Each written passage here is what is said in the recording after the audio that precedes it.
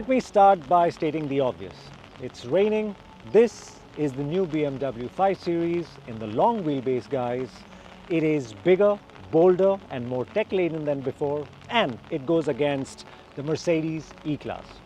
Now these are obvious things. What's not so obvious is what's so good or bad about this car, and that's exactly what we're going to tell you in the course of this video, the pros and cons of having the BMW 530 Li, which is this version that we have here. Now there's another thing about this car, which is its styling. Now I know what I feel about the styling of this car, but what I want is for you to tell me what you think. Tell me in the comments whether you prefer this, the edgy, modern, but slightly disproportionate 5 Series, or do you like the older, rounder, fatter, but easier on the eye, older 5 Series? Do let us know in the comments. But now, let's start with telling you what's good and what's not. And because this is a new car and it's actually a very good car, we'll start with the pros.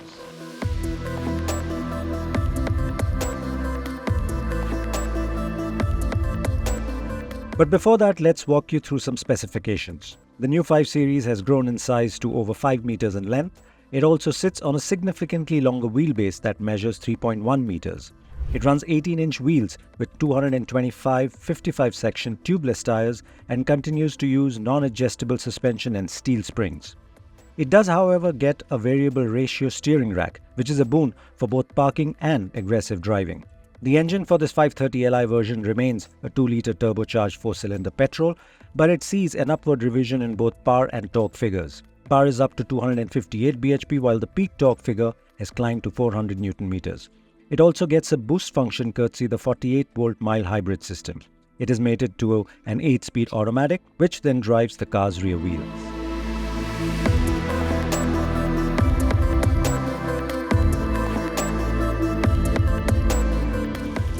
One of the strong pros for the new 5 Series has to be the tech and features it packs in.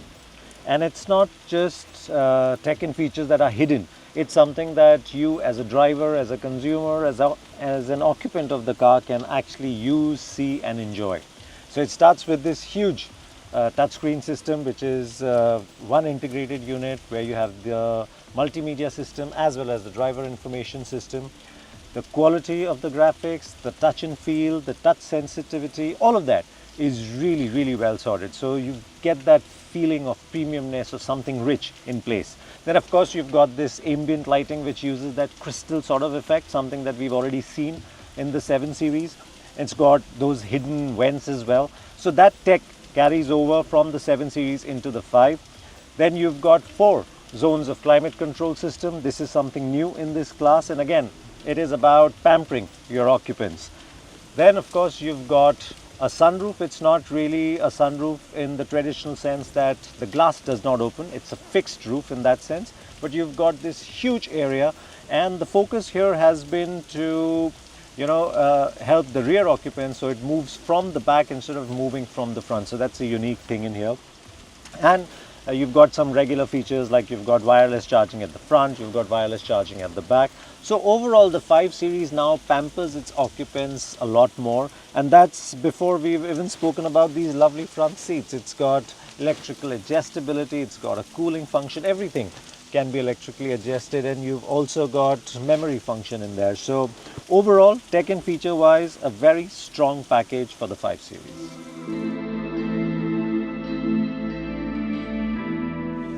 Now the big play for the new 5 Series of course are the dimensions. It's a long wheelbase version, something we've not gotten in the past, and but that's just the start. So you've got that sense of space, immense sense of space in this car now, even with this slightly darker set of interiors.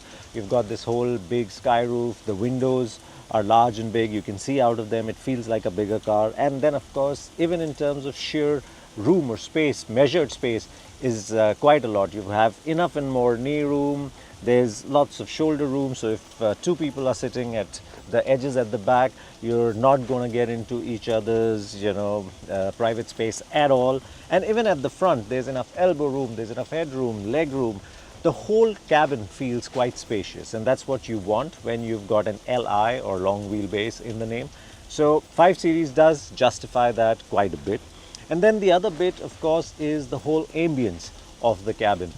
There is this whole set of ambient lighting that you have, which you can change colors, and then it reacts to different inputs. For instance, if I put on the hazards, you will see the whole thing change, the color change. And it might seem gimmicky, but it brings in a sense of feel good in this, and that's what you want in a luxury car, and that is conveyed really well. So overall, it feels like a modern cabin. It feels like a rich cabin, and there are other finishes also that help elevate this whole ambience in the car. So you've got this fancy copper finish that you see in this car throughout, and it might seem a little loud, but you actually grow to like it quite fast. And then you've got wood, you've got plastic, you've got crystal, you've got metal, and the interplay, all of that falls in really nicely. So it's a car that once you are sitting inside, it calms you, it feels like it's money well spent, and I think that's a huge positive for the car.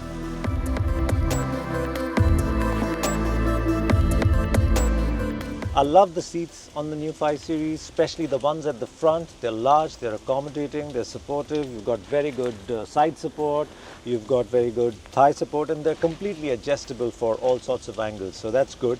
And then even at the back, now you don't have adjustability for the backrest, but overall the amount of contouring that they've given, plus the amount of thigh support and the angle, all of that makes for a really nice seating position on this car. The only thing is that the side bolstering here is a little weak, unlike the front, which is like nice and firm. So that's the only real con for the seats. Otherwise, they're nice, comfortable seats to be in.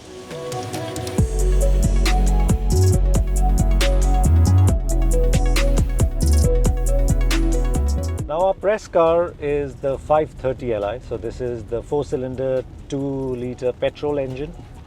And it comes with the 48 volt system, which means that there is a starter motor which works off a battery rather than the engine cranking it, and when you need it, it also works as a generator and it gives back to the system, so to speak.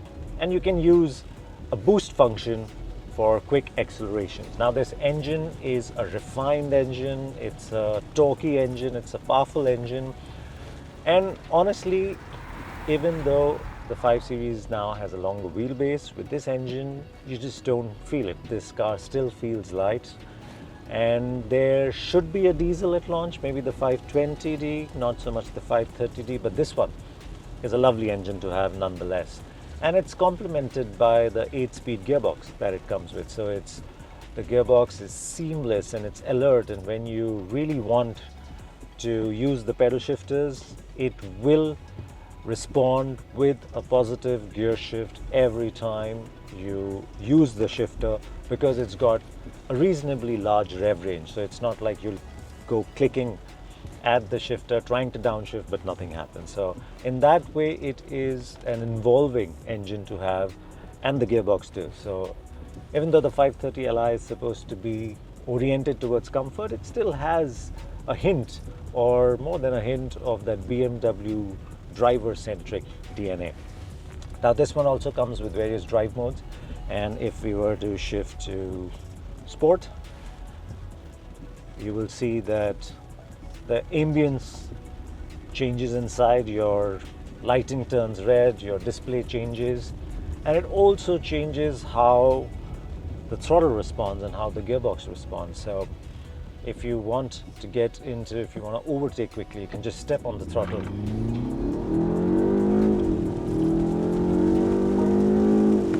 You can feel that the acceleration is strong, and even the way the engine sounds, it's a nice sounding engine, and it never feels stressed. So that's a nice strong positive for this car, and it should result in decent fuel efficiency too, though we've not done that, and we will do it when we get the car for a longer term. But the engine does suit the car well.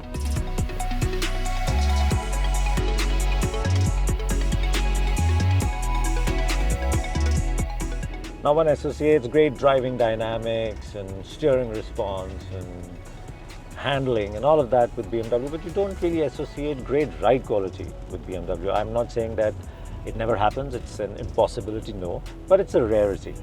Now on the new 530 Li, it is a strong positive for the car. And it begins with the fact that BMW has done away with run flats and now you get regular tubeless tires. You have an 18-inch rim as standard with high profile tires, and when you look at the tires you can see that there is already a taller sidewall and it's already cushioned, so that primary ride is already sorted. So when you go through minor road joints or over really slim potholes which might otherwise get through to you with a run flat, all of that doesn't come through. So it initially feels quite comfortable. And then to add on top of that, what BMW has done is it's given the new 530 Li more suspension travel. Now it doesn't have any other fancy air suspension air springs.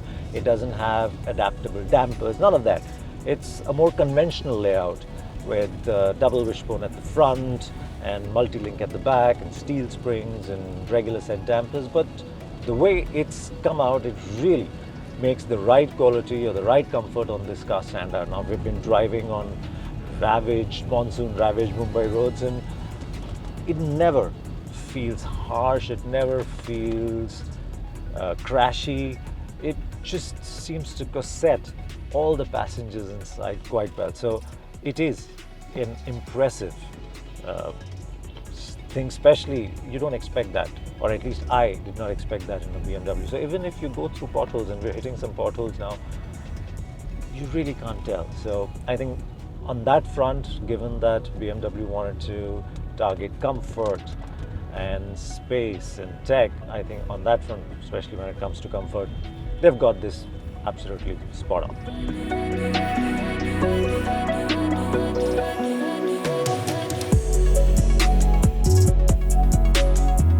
Now it's all well and good to have a longer wheelbase, it's all well and good to have nice comfort oriented suspension, but that also creates a problem not just when you're driving two people, but when you have four people and some luggage in the boot, and that is ground clearance. And we're already facing that issue with the 530 Li.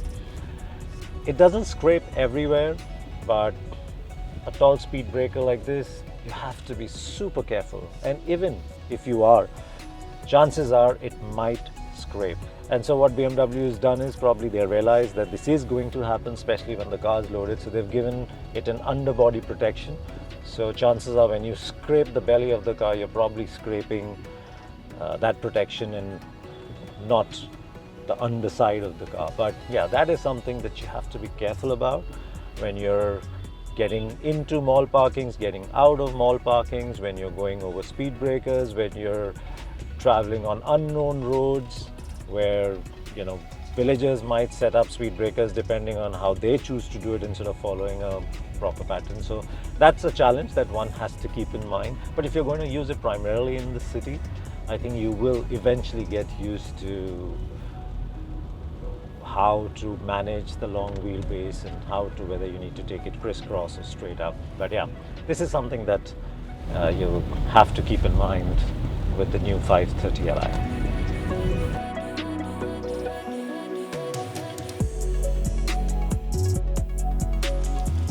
This is probably the biggest shortcoming on the 5 Series because it's there, almost there, but not completely there. And that's when it comes to the rear seat package.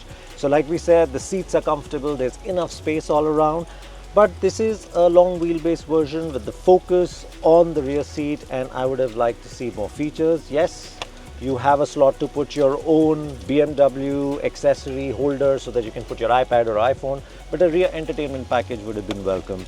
Similarly, yes, the seats are good, but some amount of adjustability would have been welcome again, maybe even ventilation for that matter.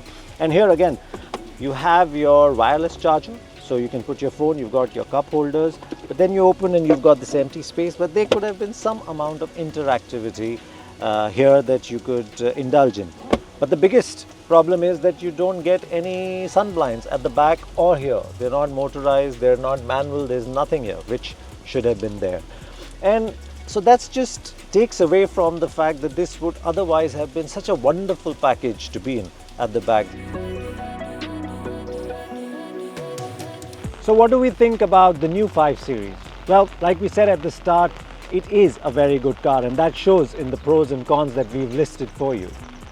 Now, I'm personally not a fan of the design of the car, but when you look inside or under the skin, and when you look inside, then you really realize that BMW's done a wonderful job with it.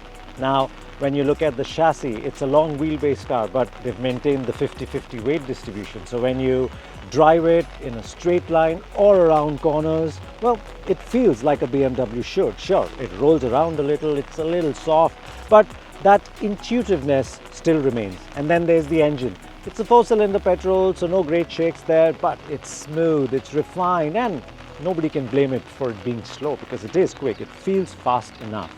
And then when you step inside, well, it just uplifts your mood.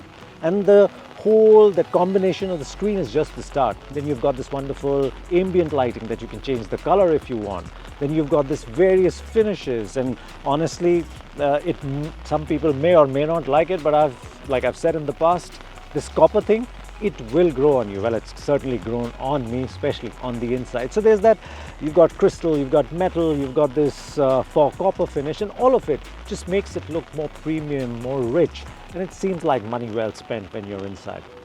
And of course, it's a long wheelbase car, and you can feel that space all around. Of course, having that, open sunroof, I mean, you can't open it, but it gives you a much bigger space because it's sealed as part of the roof. And that adds to that whole sense of space. And then when you move to the back, there's acres of knee room, there's lots of shoulder room, and the seats themselves too, front and back. Well, they're very accommodating, very supportive. So it's a car that once you're sitting inside, once you're driving, it just feels like it should. A crore plus, yes, I think it makes sense. Sure, it's missing out on a few features that we would want, and hopefully, especially when it comes to soft closed doors, when it comes to blinds. These are things that BMW should have given right at the start. Maybe they'll provide it a little later, I don't know, as part of yearly model update, but yeah, that is required. But that shouldn't stop people from buying this car as it is today. Now, as far as engines go, yes, we have the 530 Li. There will be a diesel 520D, though BMW hasn't confirmed, but I'm sure it'll be there. And hopefully there will be a 530D too. Eventually, I mean, it's available in the SUVs, that engine, no reason why it shouldn't be available here. So overall, the 5 Series, I might not be a big fan of the design, but otherwise, I am a big fan of this car.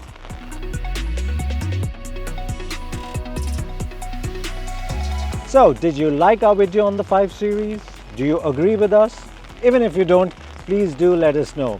Do comment, and if you've liked what we said, do like the video, share it with your friends, get the word around, and do subscribe.